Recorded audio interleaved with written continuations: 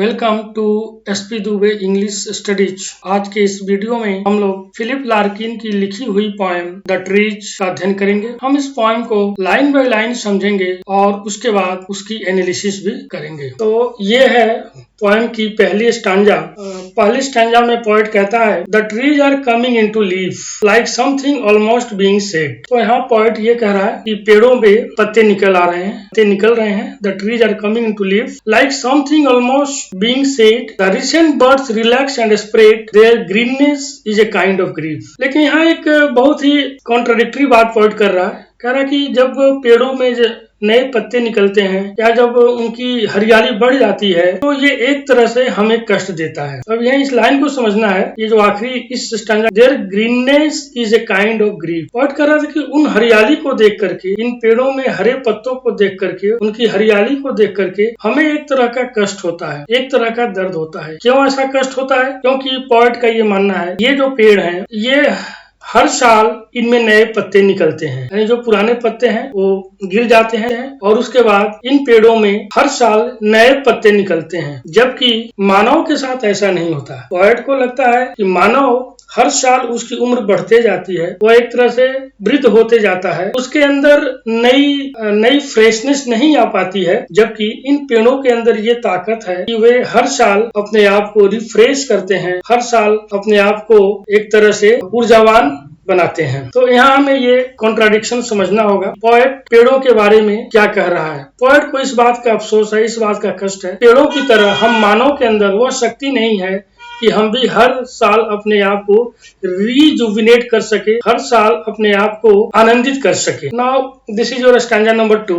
Here the poet says is it that they are born again and we grow old. तो poet करता है क्या ऐसा है हर साल पेड़ों का जन्म होता है? क्योंकि पेड़ों में तो नए पत्ते हर साल आते हैं, विशेष करके स्प्रिंग के महीने में जब पेड़ों में नए पत्ते आते हैं। क्या उनका ये एक तरह से जन्म है? क्या वो हर साल उनका नया जन्म होता है? एंड वी, पोएट यहाँ कंपेयर कर रहा है, पेड़ों की तुलना वो मनुष्य से कर रहा है और कहता है कि एंड वी ग्रो ओल्ड, क्या पेड़ हर साल जन्म लेते हैं, हर साल उनका पुनर्जन्म होता है, नया जन्म होता है, जबकि दूसरी तरफ हम मानव हैं जो हर साल बूढ़े होते जाते हैं, हमारी उम्र हर साल बढ़ते जाती है, लेकिन पेड़ों के साथ ऐसा नहीं होता। फिर आगे वो कहता है no they die too. Poet कहता है कि नो, ये जो पेड़ हैं दे ऑल्सो डाई, उनकी भी मृत्यु होती है। Their yearly trick of looking new is written down in the rings of grain. Poet कहता है कि उनकी भी उम्र बढ़ती है हर साल, और इसकी जानकारी हमें उन रिंग्स को देख करके हो सकता है। इन पेड़ों में जो रिंग्स होते हैं, उनकी स्टेम में जो रिंग्स बने होते हैं, उससे हम उनकी उम्र को या उनकी एज को काउंट कर सकते हैं। तो पेड़ों का भी उम्र बढ़ता है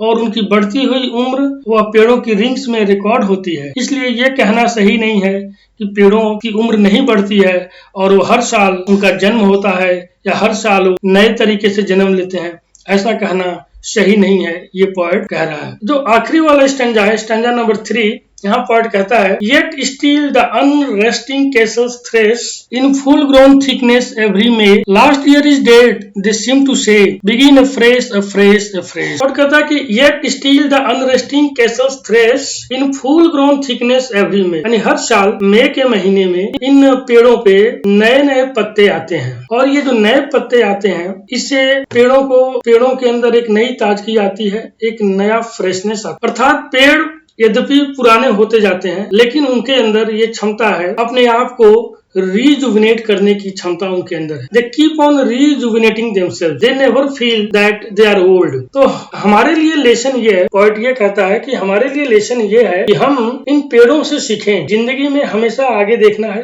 पीछे मुड़कर नहीं देखना है क्या हुआ, हमारी उम्र कितनी हो गई, हम कितने बुजुर्ग हो गए, बल्कि हमें हमेशा आगे की तरफ देखना है और जिंदगी में हमेशा आशावादी बन के रहना है। The trees is a metaphorical poem using the life of the trees as a metaphor. तो इस बात को समझिए, ट्री यहाँ पर एक मेटाफोर है। भले वो ट्री की बात हो रही है, लेकिन पोएट ट्री की लाइफ के साथ ह्यूमन लाइफ की तुलना कर रहा है और कह रहा है कि हमें ट्री की तरह रहना चाहिए। जिस प्रकार से ट्रीज हर साल अपने आप को रिजुविनेट करते हैं, हर साल अपने आप को फ्रेश रखने के लिए उनमें नए नए पत्ते निकलते रहते हैं, उसी तरह से हमें भी अपने आप को रिजुविनेट करते रहना चाहिए। कभी भी पुरानी बातों में अटक करके नहीं रहना चाहिए। So this is all about this poem. Thank you for watching this video.